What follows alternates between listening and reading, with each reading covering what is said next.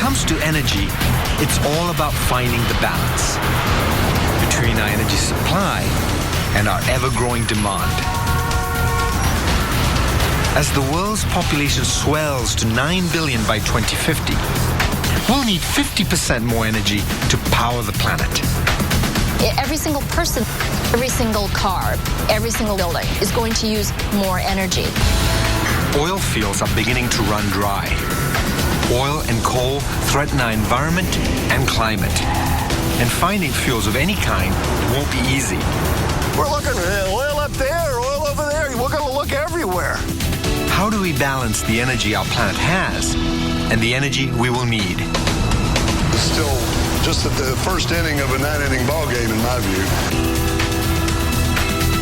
I'm M. Sanjay, and the race to power our future starts now.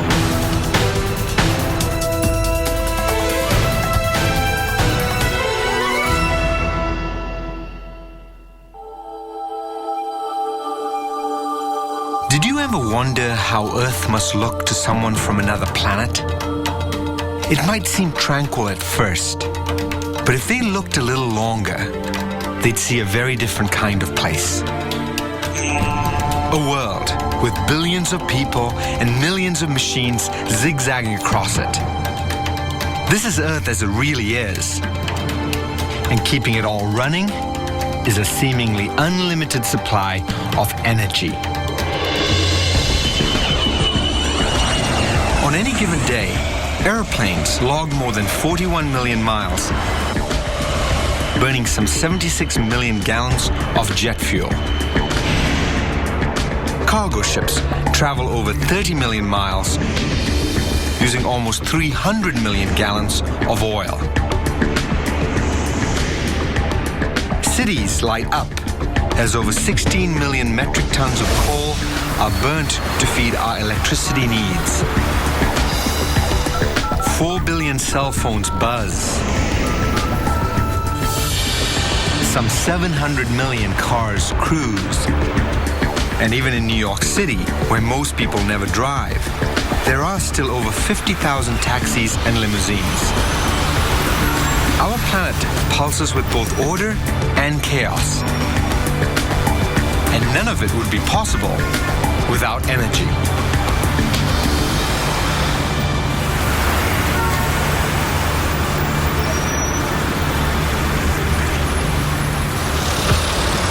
Homes and villages and towns and cities all bustle with activity because of our ability to harness energy. If we stop for a moment and add all that up, we find out that we humans use an awful lot of it. At least 15 terawatts of energy every single moment. That's 15 trillion watts of energy burning all the time, every day. We all know a watt is a unit of power. It takes 100 watts to power a standard light bulb. Well, it takes an average of about 15 trillion watts to power everything we do everywhere on the planet every single day. The key to keeping civilization humming is to keep that power coming. And to do that, we have to solve an enormous math problem. We are constantly balancing energy supply with energy demand. On the demand side, we've got people, appliances, homes, cars, airplanes, and cities. Add it all up, 15 trillion watts. And for supply, all the sources of energy we tap to feed this demand. These days, more than 80% comes from what we call fossil fuels. Oil, a third. Coal, a quarter. Natural gas, a fifth. The rest comes from a mix of other energy sources. Nuclear, hydroelectric, and a tiny fraction from wind, solar, and geothermal energy. This has always been our challenge with energy, to satisfy our needs with the available supply of power. And it's getting harder to do. For one thing, demand is rising as our population grows. The more there are of us, the more energy we use. Supply is becoming problematic. Oil is getting harder to find, and it comes mostly from foreign sources. Not to mention potential risks to the environment. Coal is cheap and still relatively abundant. But like all fossil fuels, burning it contributes to climate change. To solve our looming energy problem, we've got to understand it. Both how much energy we have and how much we will need. Everything we do, from individual actions to actions we might take as an entire species, ultimately affects this balance. With billions of people and trillions of watts of energy, it's hard to know where to start. So let's try the beginning.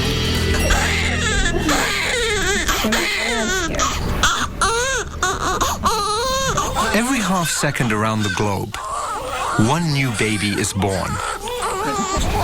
Snap your fingers, and there's another, and another.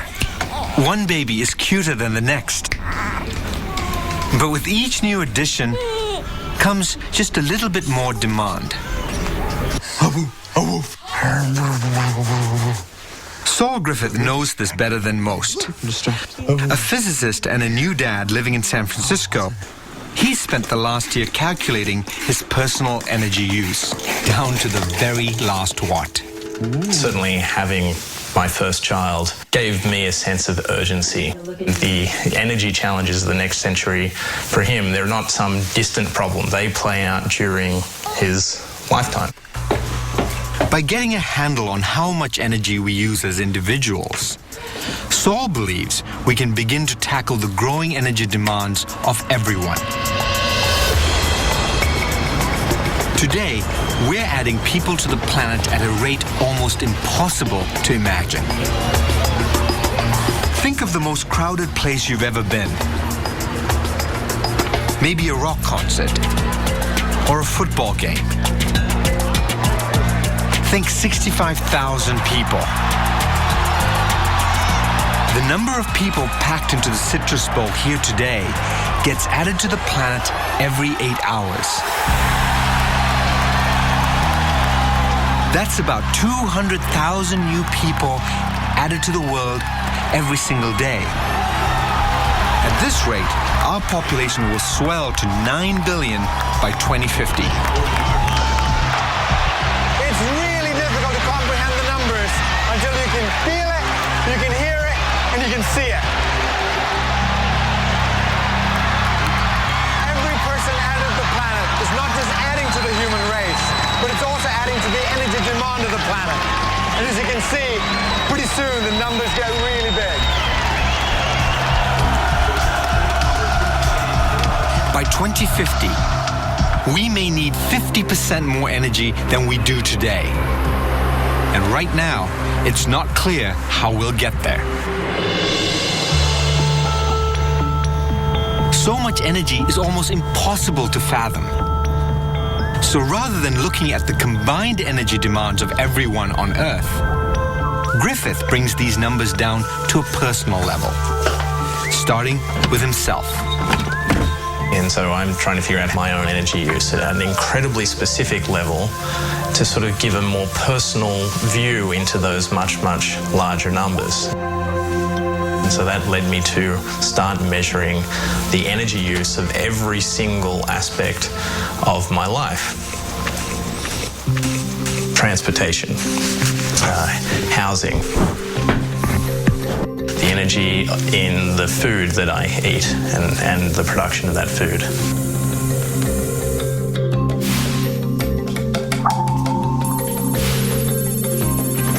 Turned out my life uses about 18,000 watts of power. 18,000 watts. So if we think again in terms of light bulbs, an average light bulb like this is a 100-watt bulb, so it takes 100 watts of power to keep this running. If there were 180 of these lights surrounding me, that is how much power is the equivalent of all of the actions in my lifestyle. I'm burning about 180 of these all the time. It turns out that power usage varies by culture a lot. Average the energy most Americans use: lights, cars, even the energy to grow our food and fly our planes. And it takes the equivalent of 110 light bulbs running every moment of every day to keep our lifestyles going. For the average European, it takes only about half that, 55 light bulbs. Asian, 16. African, 8. Altogether, we humans use the equivalent of 150 billion light bulbs constantly burning. A number we know is on the rise. To make our equation work, we have two choices. We can increase our energy supply or decrease our demand. On the supply side, we can supplement fossil fuels with renewable energy sources and nuclear power. On the demand side, we can reduce the amount of energy we use in the first place. And to start, there's no place like home.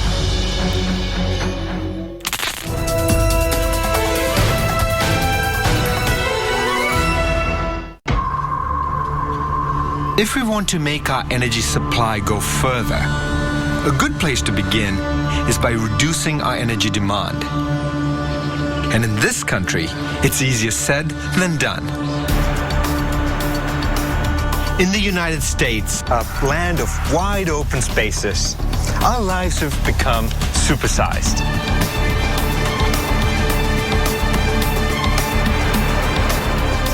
Big homes, big cars, gigantic stores. It's really the American way. But as our lives get bigger, our appetite grows, and so does our need for energy. Before we can drive our demand down, we need to understand how we spend all this energy in the first place.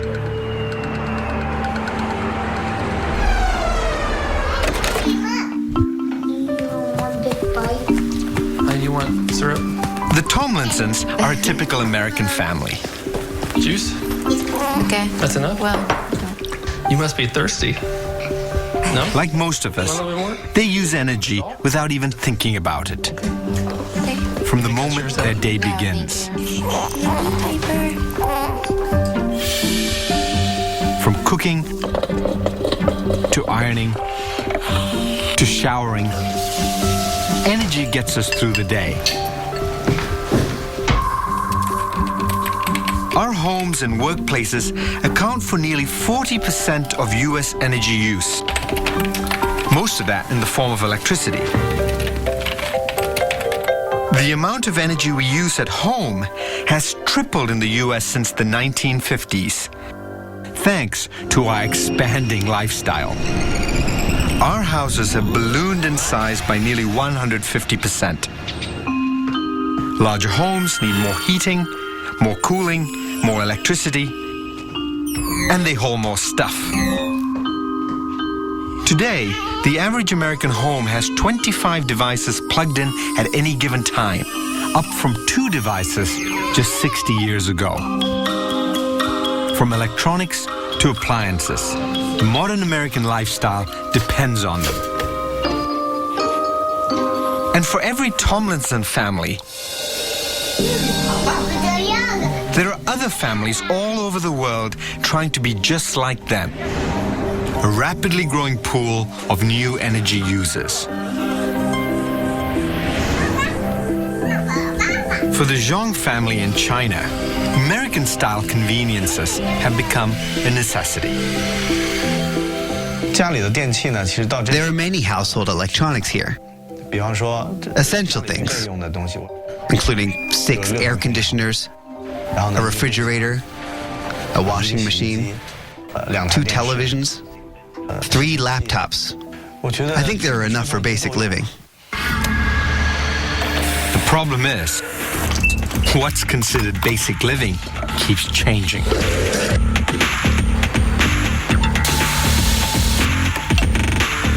If everyone lived to American standards and consumed as much as we do, the human race would need 5.4 Earths to sustain itself. The goal is to find a way for everyone to live the American dream, but use less energy. In the US, Saul Griffith is doing just that. By moderating his home's temperature, using efficient lights, walking more, and buying less, he's found he can make a difference in his energy consumption. In 2007, I used 18,000 watts. This year, 2009, I'll probably get it down to 9 or 10,000 watts. For my son, my infant son, I am fighting for the solutions that will make it work out well so that he has a high quality of life and enough energy. And I think we'll have to be creative. So let's look at what the numbers tell us. We've heard about changing light bulbs, but what kind of impact can that really have? If every American family replaced all their light bulbs with energy-efficient ones, it would only reduce the world's energy demand by a fraction of 1%. That might not sound like a lot, but it's equivalent to the energy output of 23 coal plants. If no one in the world used electric dryers, and we hung our clothes instead, we could save the equivalent energy of 20 coal plants. Better insulation, more efficient windows, powering down electronics. These changes may not be glamorous, but taken together, they can make a huge difference. Some say efficiency improvements alone can help knock our energy demand down 20% in the coming decades. But there's even more to our energy consumption than meets the eye. Everything we buy or eat carries a hidden energy price tag. If you have any doubts about that, just have dinner with Xavier Bengoa, a professional life cycle analyst. He tallies the energy cost of everything we consume, even a simple glass of wine. In order to get your glass of wine here, there are probably about 2,500 industrial processes involved at some point.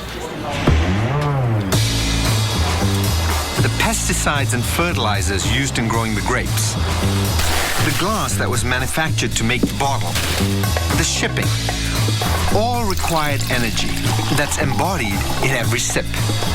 Light bulb or... That's not to single out wine. A ballpoint pen, the plastic, the ink, the tungsten ball at the tip. It all takes energy to make. The lithium battery in your cell phone, the leather in your shoes, takes energy. Most of the energy behind everything we buy gets burnt before it even gets to us. So if there's one thing that you as an energy expert would do to change your behavior or my behavior, what would that be? I'd eat less meat. It's just huge, the amount of energy you need to grow a cow and to get a steak in your plate. Turns out, raising cows takes a long time and a huge amount of energy. You need to feed them for years before you get your steak. Producing beef uses 10 times more fossil fuel energy than a meal of chicken, and 16 times more than a plate of veggies. How much meat do we eat in the West? In the US, it's about 66 pounds per person per year. It's the same as the energy produced by 15 average nuclear power plants in the US. That's incredible. In 1 year. Yeah, it's huge. So, small changes in our behavior can have a huge impact. Simply being aware of the energy cost of things we consume may help us lower our global energy demand and start tipping the energy balance in our favor. We're going to need to, because one vital energy source that's keeping us on the go may be running out much faster than we dare to think.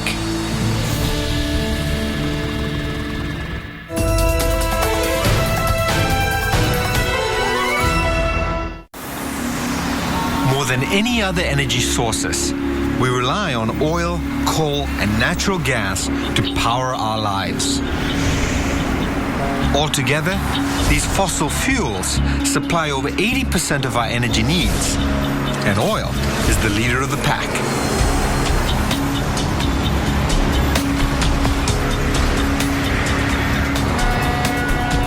Today, oil is at the center of our entire economy. Goods are manufactured in every corner of the world and shipped in every direction. It's a finely tuned machine, and none of it could happen without oil. In the US, we consume over 870 million gallons of oil a day. That's 588,000 gallons every minute. These numbers are all too familiar to ecologist Charles Hall, who's been raising alarms about our oil addiction for decades. This is the essence of our civilization. People say that we live in an information age or that we live in a post-industrial age. That's not true at all. We live in an oil age. It's taken 300 million years for Earth to produce 1.7 trillion barrels of good, recoverable oil. It's taken us only a few hundred years to burn through it. Many say we've already used half the oil that's easy to get to on the planet. Any non-renewable resource goes through a period of discovery, figuring out how to use it, an increase, a peak, and a decline as the resource is exhausted. For the United States, the peak in oil was in 1970. We're halfway down the other side of the curve. Well, oil's still here, it's still important, but it isn't anything like it used to be. Our solution to oil shortages so far has been simple: drill for more. And from miles below the ocean to the frozen high Arctic, our appetite for oil has taken us to places so hostile and remote, they were written off just 10 years ago. The oil sands of Canada are a perfect example. Trapped in this dirt are nearly 7 trillion gallons of oil, enough to last at least 100 years. The reserve is second only to Saudi Arabia's. The trouble is, the oil isn't nearly as easy to get. The oil here can't be pumped like a liquid. It's thick and heavy and requires many tons of earth to be mined and moved. Every 2 tons of material on that truck is going to be converted into 1 barrel of oil. So if it's got 400 tons of material on that truck, that's 200 barrels of oil on the way down the pipeline. Before a single gallon makes it to a pipeline, though, the oil has to be extracted from the sand, requiring extreme heat, enormous amounts of water, and a whole lot of energy. In other words, it's starting to take a lot of energy to make energy. Until recently, the beauty of oil has been that it didn't cost that much to get it. Back when we first started pumping the stuff a century ago, it took only 1 barrel of oil to get 100 out of the ground. Today in Saudi Arabia, it takes 1 barrel to get 20. And here in the Canadian oil sands, you have to use 1 barrel to get 5. We're looking at oil up there, oil over there. We're going to look everywhere. But at some point, it's going to cost you more oil to find the next barrel of oil, or certainly to find and develop it. That's the end of the oil age. Even if we can somehow find a way to keep the oil taps flowing, continuing to burn it may cause us an even bigger problem. Every time we fire up an engine and put our foot on the pedal, we're sending carbon dioxide into the atmosphere. It's hard to appreciate since we can't see it. So let's see it. Imagine every mile you drive, your car dumps out a pound of trash onto the highway. Now imagine all the other cars around you are doing exactly the same. Well, that's what we're doing with carbon dioxide. A big SUV, 2 pounds per mile. A giant truck, well, that's 10 pounds per mile. Ships drop about 4,000 per mile. Airplanes, about 250. Add to that the world's coal plants, which dump billions of pounds more. Well, all those pounds start adding up pretty quickly, and they stay in the atmosphere for a very, very long time. And that, most scientists agree, is really bad news for the climate. All this accumulating carbon dioxide is beginning to raise the Earth's global temperature. If we want the climate to stay within a safe range, most scientists say we'd have to dramatically limit the amount of fossil fuels we use by 2050. Instead of making up 80% of our energy mix, as they do now, fossil fuels will need to drop down to about 15%. And our other energy sources will need to make up the difference. But maybe changes in our behavior can lower the amount of oil we need. If everyone cut their driving in half, we would save about 2% of the total global demand. It doesn't sound like much, but that's still 50 billion gallons of oil, equivalent to taking every single vehicle off the road for nearly 40 days. Can't drive less? Not to worry, there's no one-size-fits-all answer. Share a ride to work with just one other person. Buy a car that gets double the mileage. Or telecommute 2 to 3 times a week. Each, in effect, halves your need for gas. We can all find unique ways to get our numbers down. But no matter how much we reduce our energy use here in the US, there are important new players on the world stage today. And their appetite for energy is only growing. In fact, rising consumption is the single largest factor upsetting the energy balance in the next few decades. And when it comes to new consumers, China is ground zero. With a rapidly modernizing population, China is said to be the largest consuming nation in the world, just on the heels of the United States. As the most populous country on the planet, 1.3 billion and counting, China will almost certainly shift the balance of the world's energy demands. Right, and I think Peggy Liu, director of a Chinese energy think tank, has seen these changes firsthand. the huge scale of growth that's happening in China and the pace that we're developing at, it's very hard to comprehend what's happening here. I think the best way to describe what's happening in China is the world is at war with energy, and China is the battlefield. It's not just that there are so many people in China. It's that every year, more of them join the middle class.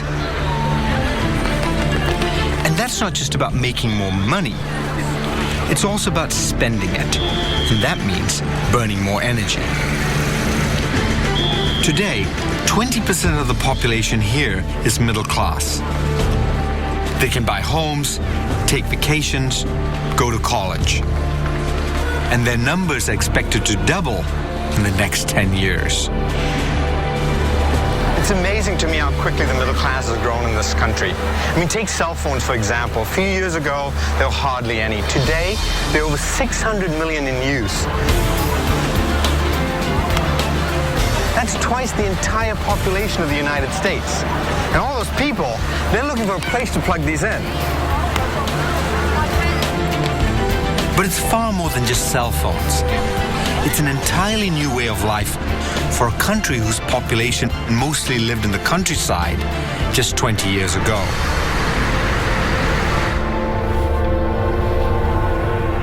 Zhen Jiang only wants the best for his daughter. A comfortable life, a brighter future. Today, more and more families are moving to urban centers like Shanghai. That's where the jobs are.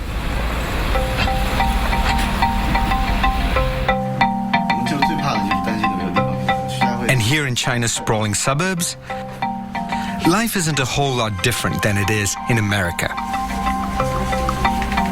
If you look at an average American's energy use and an average Chinese person's energy use, Chinese people use about a fifth of the energy that an American does. Now, this is going to change as we urbanize. We're going to want the American dream as well, except it's going to be the Chinese dream. To keep pace with the dreams and aspirations of families like the Zhiongs, the country is building on a massive scale. There's new construction just about everywhere you look. China is building 2 New York cities every year.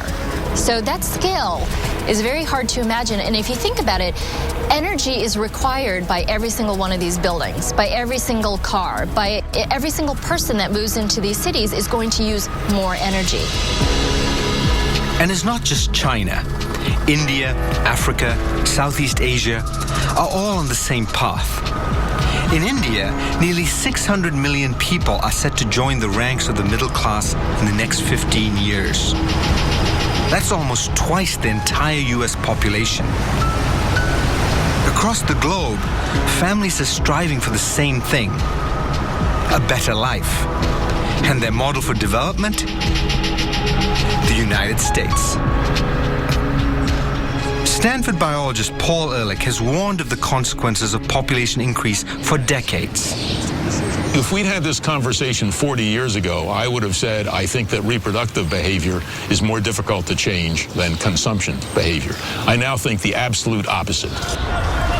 Around the world, birth rates generally tend to be dropping, but we've been expanding the per capita consumption, particularly among the richest people on the planet. All that consumption requires energy. And as long as we keep going with that, then we're not sustainable. We're going to go down the drain. For now in the developing world, people are still choosing growth over sustainability. But in China, they're starting to recognize there's a problem. Sometimes I may not be able to control myself and I buy a lot. But I do have awareness. Buy only what you need. I tell my friends to try not to use plastic bags. Recognizing the problem is always the first step. But cutting back gets us only so far. So how can we find more and better ways of getting energy? We look to sources that have an endless supply.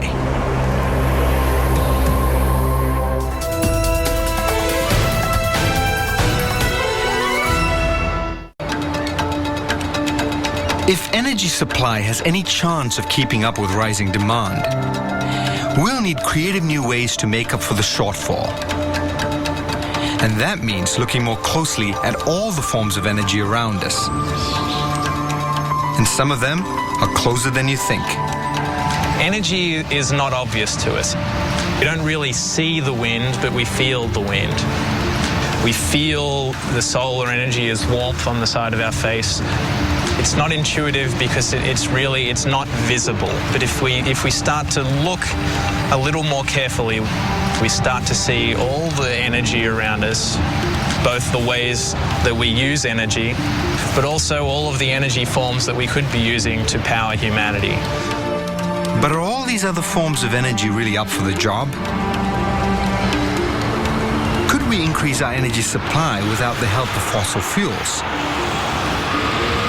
Well, let's see. What else have we got? Nuclear power already provides 9% of the world's energy.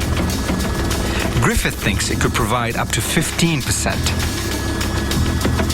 But while it's clean and consistent, it's also costly and controversial. It can help, but it probably can't do it alone. So what about renewable energy? The kind we can collect from sun, wind, and waves. Potential wave energy on our coastline can power about a fifth of world demand. While it will be useful to use wave power to supply humanity with energy, it's not the entire answer. Hydroelectric power can supply about a third of our total global energy needs. But that's if you dammed every single river on the entire planet. We've already dammed many of the biggest. We start getting somewhere with geothermal energy. It spews 1.5 more times the energy we all need. Wind is even better. There's enough wind to power the planet 30 times over. In theory, wind power could power all of humanity's needs alone. And finally, there's solar. Right now, it only supplies less than 0.1% of our world's energy needs. But there's enough of it out there to power humanity 4,000 times over, forever. There's no question the energy is there, if we're willing to tap into it.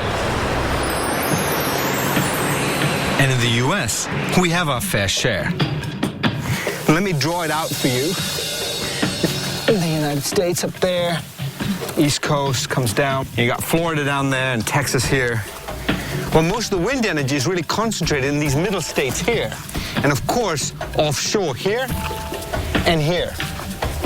For geothermal energy, ground zero is really the Northwest.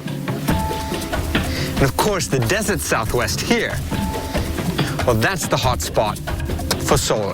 Trouble is, when you look around here, there are no roads here, there's no infrastructure, and there are no transmission lines. And that brings up a big challenge. How do you get the power from here to the cities where it's needed the most? About 300,000 miles of transmission lines carry power across the US. But very few of them run to areas where renewable energy is most abundant. So, retooling the grid is one of the biggest hurdles alternative energy has to overcome. The fact is, none of this will come easy. To meet rising demand, we will have to create more energy than we ever have in all of human history. And to do it by 2050, we need to start building right now. Saul Griffith has crunched the numbers. Let's say we want 70% of our new energy to come from equal parts solar, wind, and nuclear. We'd have to install 1,600 square feet of solar panels every second for the next 40 years. One large wind turbine every 3 minutes. And one full-size nuclear power plant every single week. It seems daunting, to say the least. But we've faced challenges like this before and found ways to overcome them. We've already shown that in 5 or 6 years, you can totally transform the economy. In 1941, the U.S. produced something like 3 or 4 million passenger cars. And then we had a little event on December 7th called Pearl Harbor. And the next year, we started to produce airplanes and battleships and guns. And then in 1945-46, we turned it all around again, and we went back to producing refrigerators, passenger cars, and so on and so forth. When you have the right mobilization, you can change how you use energy. But do we have that capacity today? There are plenty of car companies out there churning out a car every few minutes. No reason they couldn't do the same with solar panels and wind turbines. We use aluminum to manufacture 110 billion soda and beer cans each year. If we build the same quantity of solar mirrors instead, we could generate over 10% of our total energy requirements in a decade. Technically, America and all of the industrialized nations need to very radically change what we're focusing our industries on. It turns out that across the country, manufacturers are already retooling, churning out new technologies as well as jobs. Iowa-based Trinity Structural Towers is doing that one wind tower at a time. When we found this plant a couple of years ago, it was producing Maytag appliances and shutting down. But it was nothing like a wind tower plant needs to look. Now we've got high ceiling cranes, bringing very heavy steel through, we're able to use what this plant already had, convert it to new energy with wind towers, and use a lot of the existing labor that was already in place. Renewable energy isn't just good for the planet, it's good for business. Trinity's come from no wind towers being built about 5 years ago to well over 1,000 towers a year, revenues of about $400 million a year. Shows you that we and others can grow our capacity to meet the wind tower demand. And there's plenty of business to go around. How you doing tonight? Another company, TPI Composites, is building 150-foot turbine blades. Basically, for the last 18 months, we've been on a 24/7 pace. Our goal is to basically make a blade every day. The United States has the world's fastest growing wind market, with over 8,000 megawatts coming online each year, enough to power about 2.5 million homes. TPI's plant manager, Kruger Tuttle, is riding that wave. It really is about the energy future in our country. You know, and that's the sense of calling for me, because we're really doing something that matters.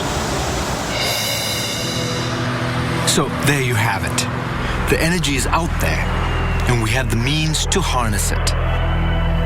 Now, it's time to tally up what we'll need to keep civilization running. On the demand side, we can drop the number of watts and lower our global energy demand by 20% in the coming decades. To bring us the rest of the way, while it's clear we can't rely on fossil fuels as much as we have in the past, they will always be part of the equation. But we're also going to have to rely on a combination of renewable energy sources. We can continue to use our existing hydroelectric power, but add to it more solar, wind, geothermal power. Then add more nuclear energy. Add them all up, and we meet our total global demand. Of course, this is just one way to slice the energy pie. Depending on our needs and emerging new technologies available to us, there may be countless more options. It's going to take all of us to balance the energy equation. We need to come together and accelerate solutions. And only with collaboration can we get to a green, cleaner planet by 2050. We've got a long way to go to get there. It's still just at the first inning of a 9-inning ball game, in my view. It just takes commitment and passion and a willingness to do it. In the end, it's all about choices. It's clear we can make these numbers work if we really want to. By reducing our energy needs and upping our clean, renewable supply, we can strike that perfect balance. It won't be easy, but if we want our kids and our grandkids to enjoy this world as we have enjoyed it, then we'll have to make the right choices. After all, this crowded little planet is really the only home we've got.